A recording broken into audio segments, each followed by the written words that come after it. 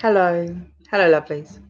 Welcome to Narc Free Formula. My name's Freedom, and today I'm just going to do a quick video about how to identify whether or not you actually are involved with a narcissist.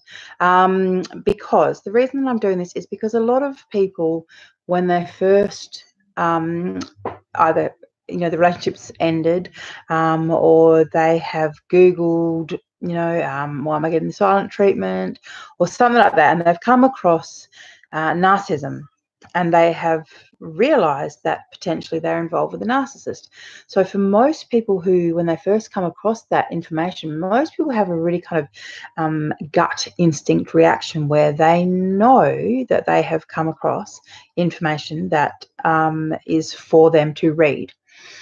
But what then happens is we go through what's called cognitive dissonance, where our brain has a hard time comprehending these kind of two trains of thought. So what I mean by that is, for months, years, we've been in a relationship with a narcissist, and we have said about his bad behavior, that he's moody, and that he gets stressed easily, and that he's, got a bit of an anger management issue. But that, compared to the reality that he is a narcissist and personality disordered, and that he will never change, and that he doesn't even want to change, and that his behavior is actually part of it's all just a part of kind of manipulating you to get what he wants. So it's very hard when you have these two opposing kind of viewpoints about you and your partner. And so, the brain either gets too overwhelmed, and we decide, I just can't deal with it, and I'll just go back to pretending everything's fine. Or we say, oh, well, maybe he's just not really a narcissist anyhow. And that's fine. I mean, the reality is it's fine if you want to waste another 6 weeks, 6 months, 6 years. I mean, at the end of the day, it's your life to waste, not mine, no one else's, just yours.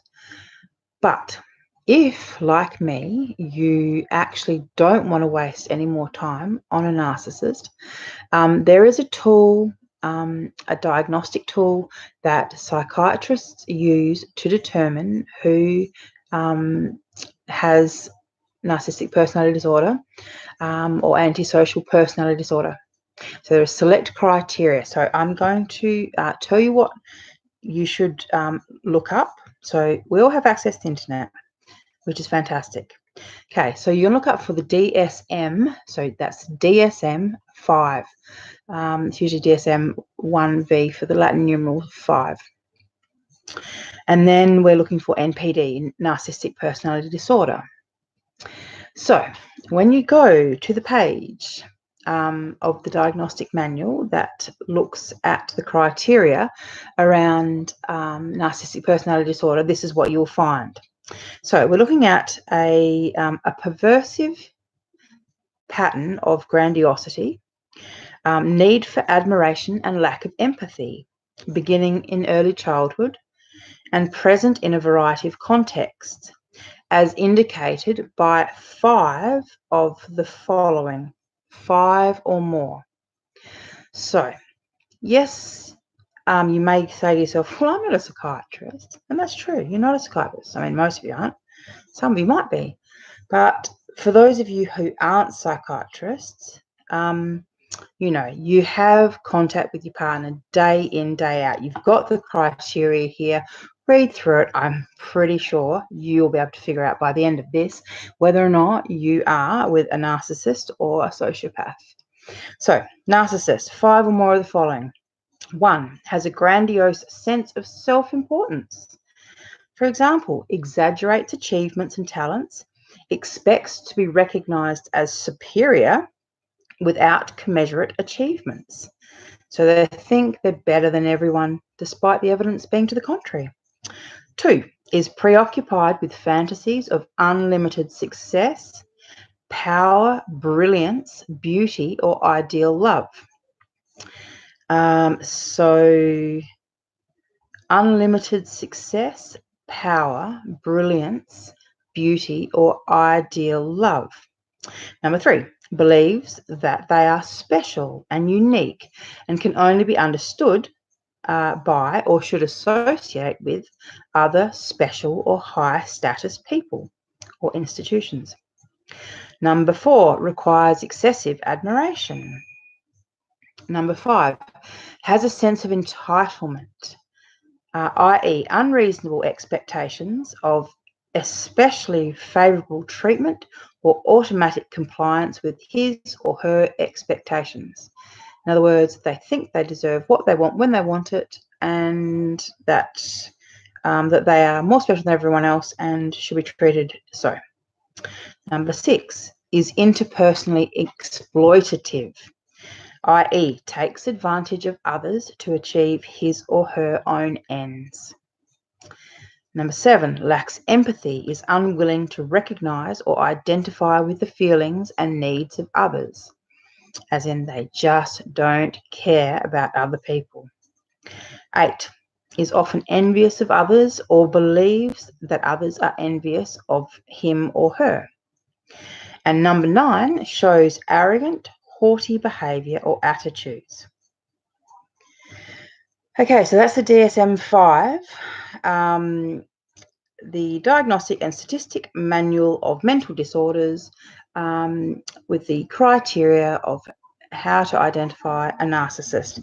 So if you think that your relationship is with a narcissist, then go check out the criteria. And antisocial. Sorry, one second. I'm just multitasking here. Check out the selection criteria. Diagnostic criteria, and you will know. The other one that we're looking for is the DSM-5 Antisocial Personality Disorder, APD. Okay, here we go.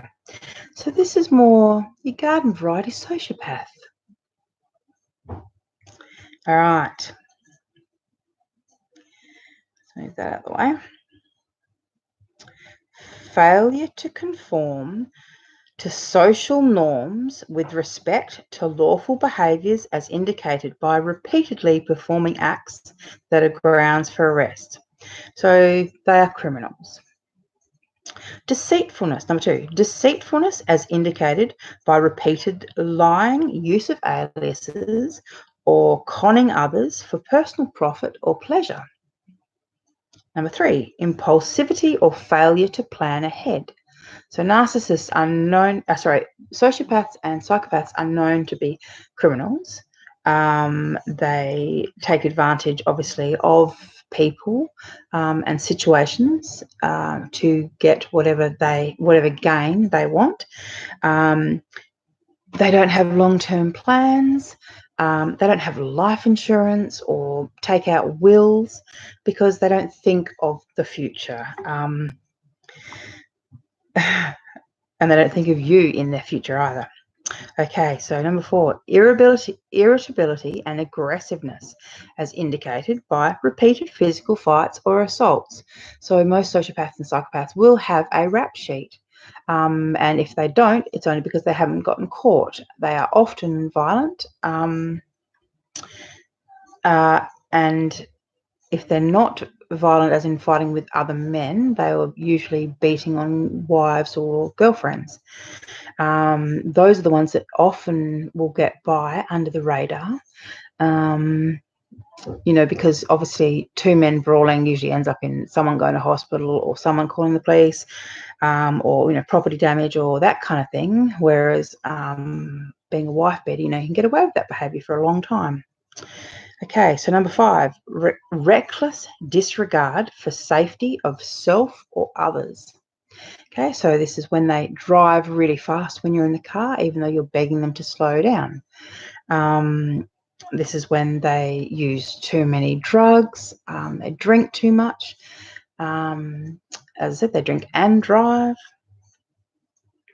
Okay, number 6, consistent irresponsibility as indicated by repeated failure to sustain consistent work behaviour or honour financial obligations.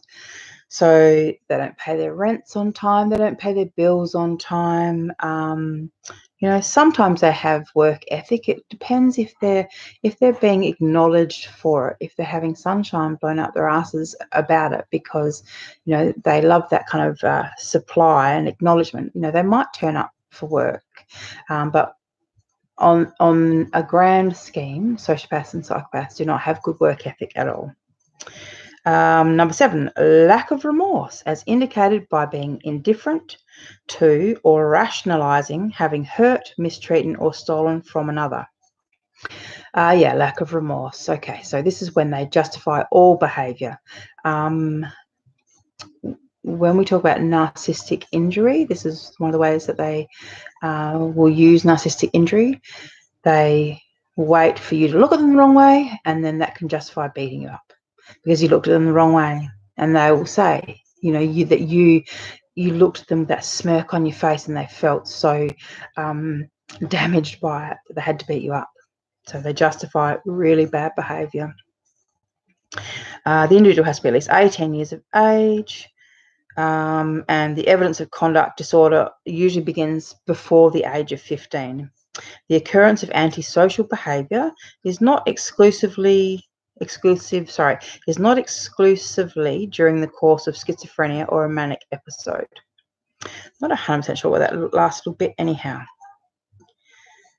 Okay, so if your partner had three or more of those criteria, you're dealing with someone who's got antisocial personality disorder.